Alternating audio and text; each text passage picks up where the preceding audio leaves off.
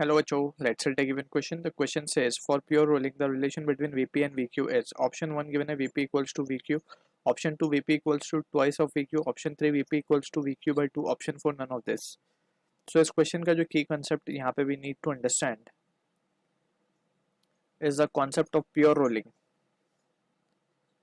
So pure rolling की जब हम बात करते हैं तो लेट्स सपोज ये कोई ऑब्जेक्ट है जो कि रोल कर रहा है ऑन अ सरफेस.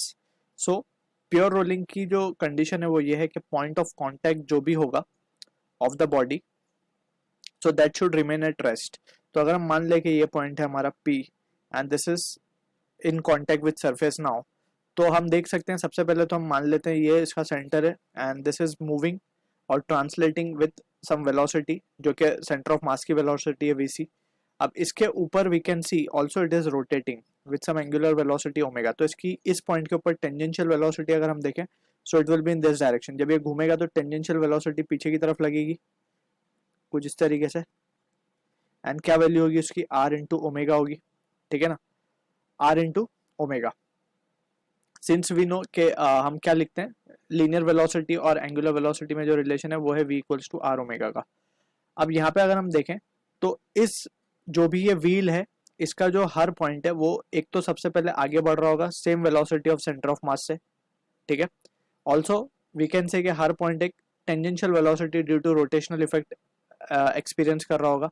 सो अगर हमें पता है कि अगर हमें प्योर रोलिंग की कंडीशन है तो ये पॉइंट P जो है P पॉइंट की जो वेलोसिटी है विथ रिस्पेक्ट टू ग्राउंड, ठीक है ना, इट शुड बी जीरो.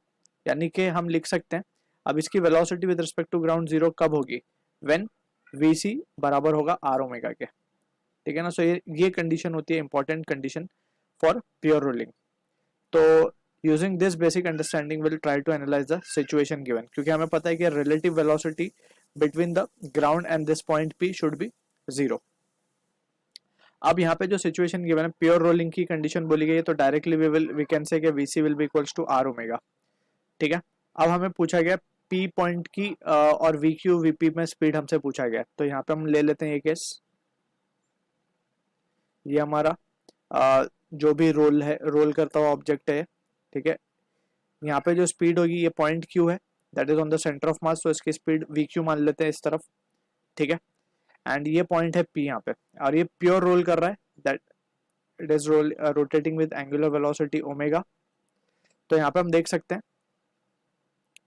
कि VQ को हम लिख सकते हैं r ओमेगा के बराबर. ठीक है ना, क्योंकि ये since it is a case of what pure rolling.